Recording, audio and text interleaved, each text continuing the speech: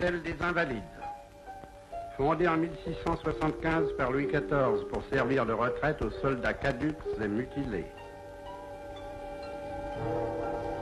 Gardé par une batterie triomphale de 12 pièces, appelée les 12 apôtres, l'édifice fut bâti sur les plans de l'architecte libéral Bruand. On doit au dessin de Mansart l'église du Dôme, orientée vers le sud.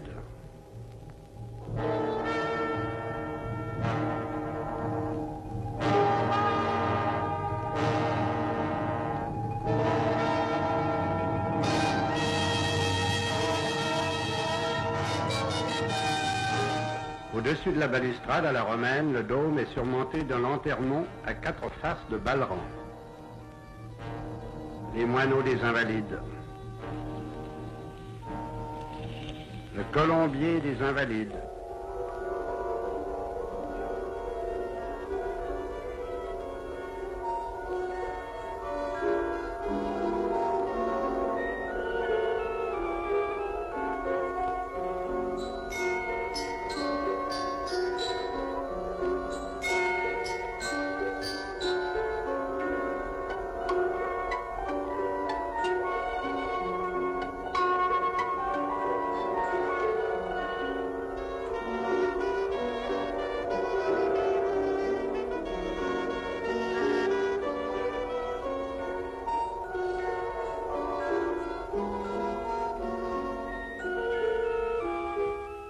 Les lucarnes de l'hôtel sont entourées de trophées sculptés. La plus remarquable figure les armes parlantes du ministre de Louis XIV. Le loup voit. Que voit-on depuis ces mansardes? La place de la Concorde et les ponts de la Seine.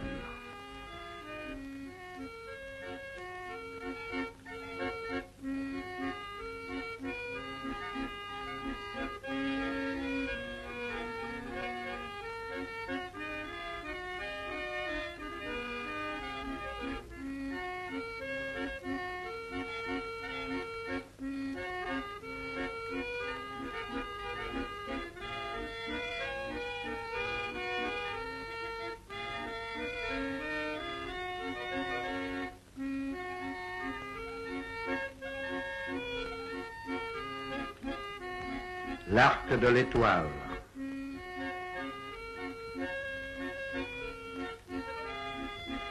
Et la tour de l'ingénieur Alexandre Gustave Eiffel, qui cerne l'hôtel des Invalides où sont fabriqués de grands blessés de guerre et d'illustres disparus.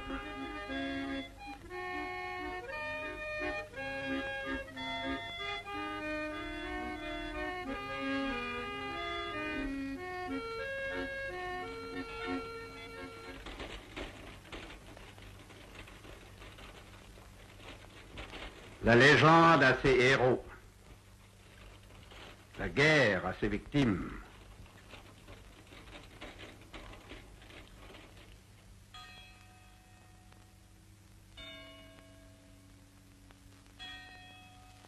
Ici, l'armée a son musée.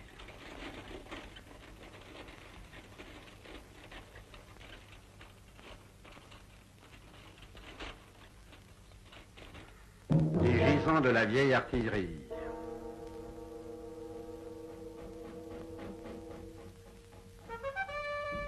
Une pièce artistique et redoutable à l'époque du Vert galant.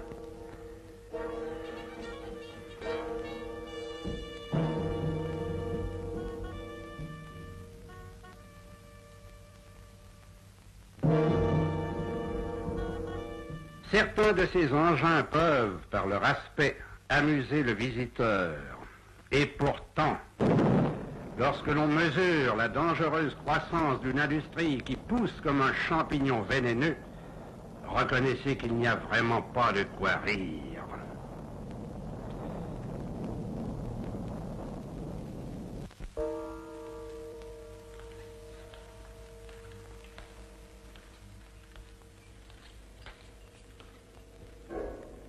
Tenez, voici la première section du musée de l'armée, celle des armures.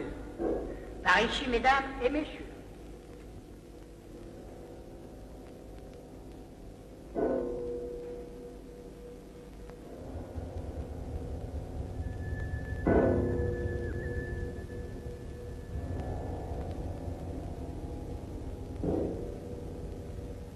Voici la superbe armure repoussée et ciselée dite au lion, attribuée à François Ier. Une très élégante armure équestre, également de François Ier.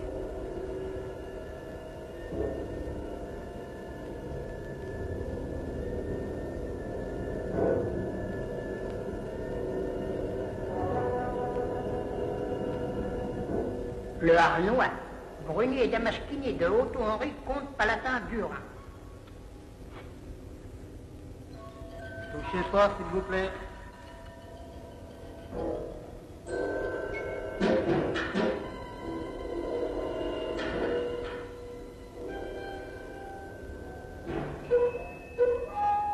Touchez pas, s'il vous plaît. Alors, dans le gars.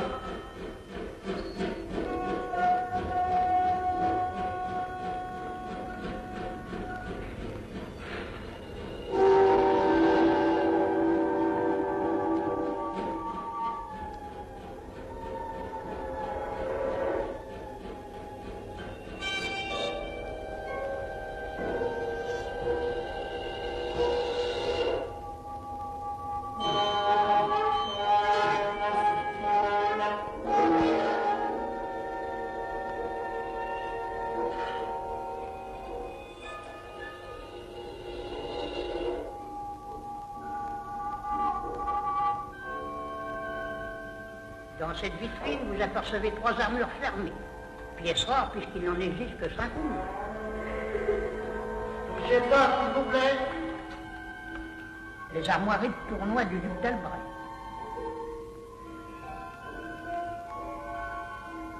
Les armoiries de joute du comte de Richemont.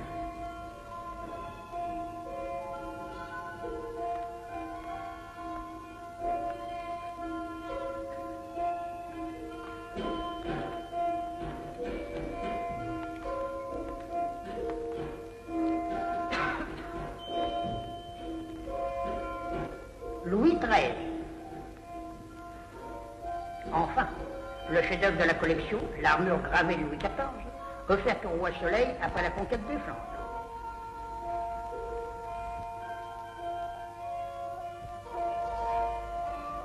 Avant de visiter les salles de souvenirs historiques, vous ne manquerez pas de jeter un regard sur la cour de la Victoire que vous apercevez d'ici.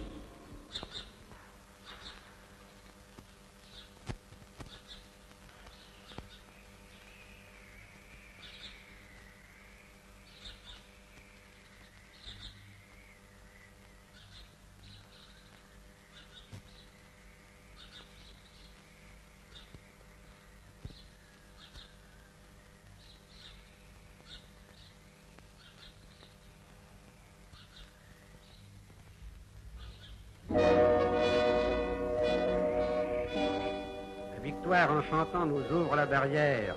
La victoire révolutionnaire a décapité la monarchie absolue. La République. L'Empire.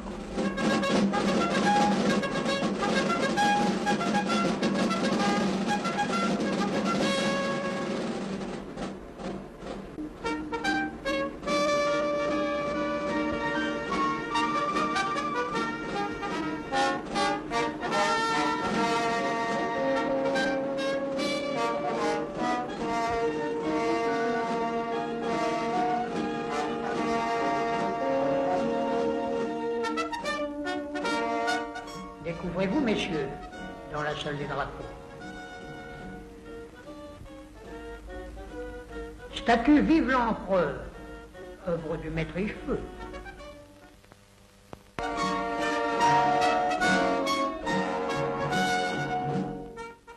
Une charge des grenadiers de la garde. L'Empereur. Souvenirs divers ayant appartenu à l'empereur. Son lit de camp, sa table de travail et sa serviette de premier consul, son chien de l'île d'Elbe et son cheval, vizir, naturalisé.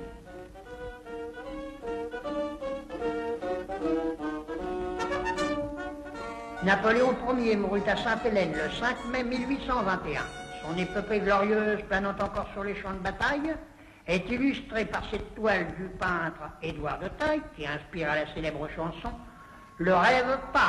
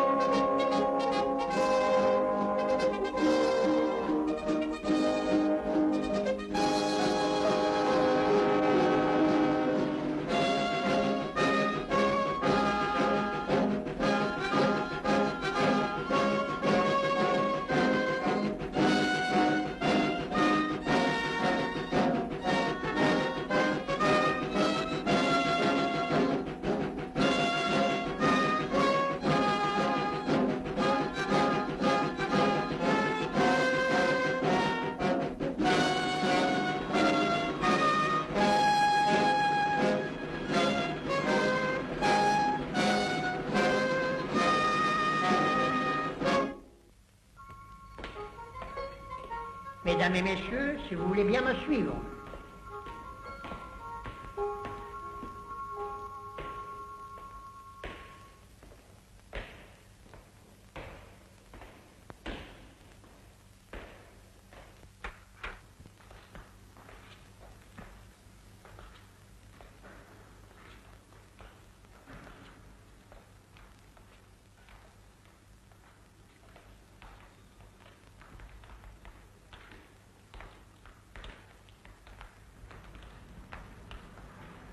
L'horloge à équation de Lepot.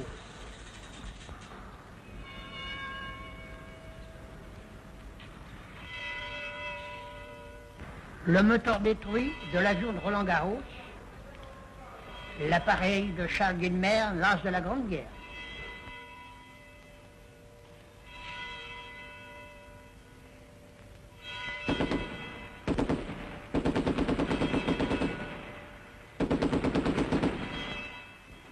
La salle, 1914-1918. Tableau représentant un orchestre improvisé dans les tranchées.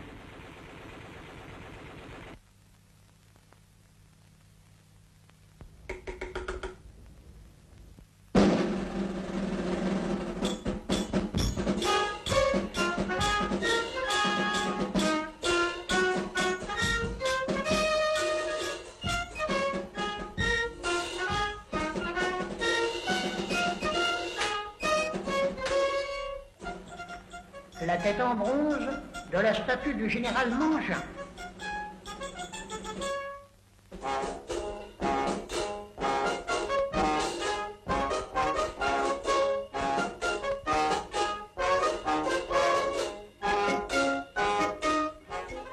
Souvenir du sergent Maginot.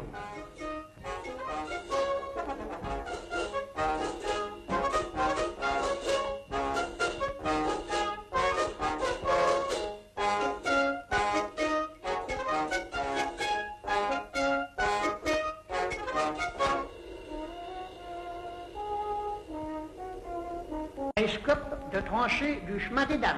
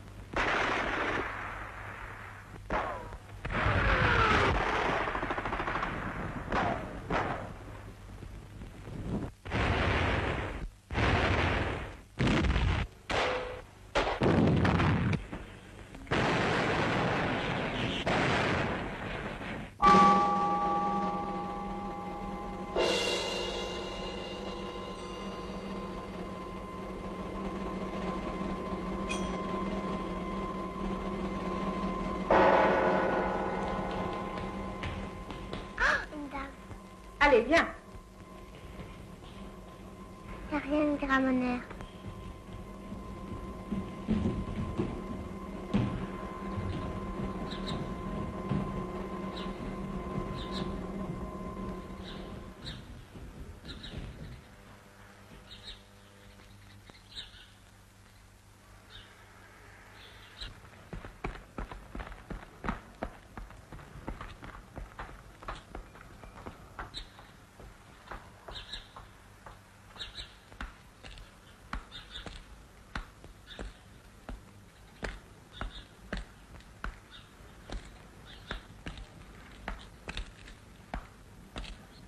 Saint-Louis des Invalides, l'église des soldats.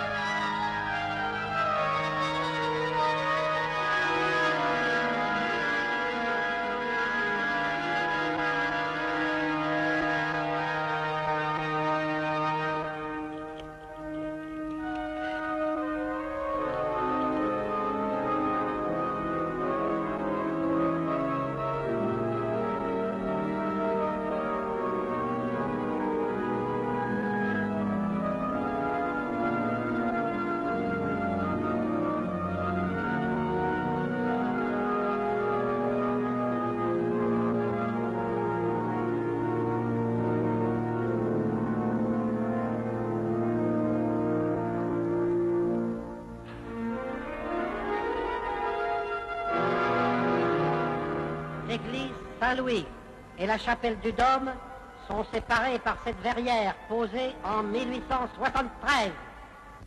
L'empereur, il repose là dans le sarcophage de Porphyre de Finlande.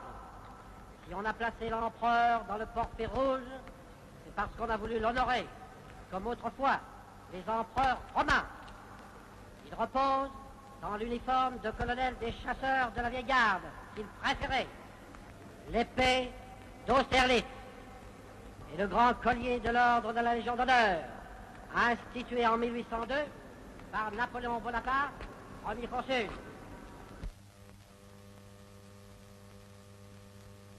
Et maintenant, je vais vous montrer le tombeau le plus émouvant, en ligne sur un rang. Tête gauche. J'ai l'honneur de garder Monsieur le maréchal Foch.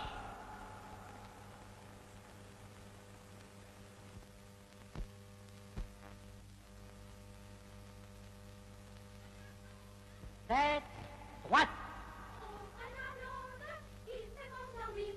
Dans le jardin de mon père, les lilas sont fleuris. Dans le jardin de mon père, les lilas sont fleuris. Tous les oiseaux du monde. Qu'est-ce que c'est? Des enfants de trou. Au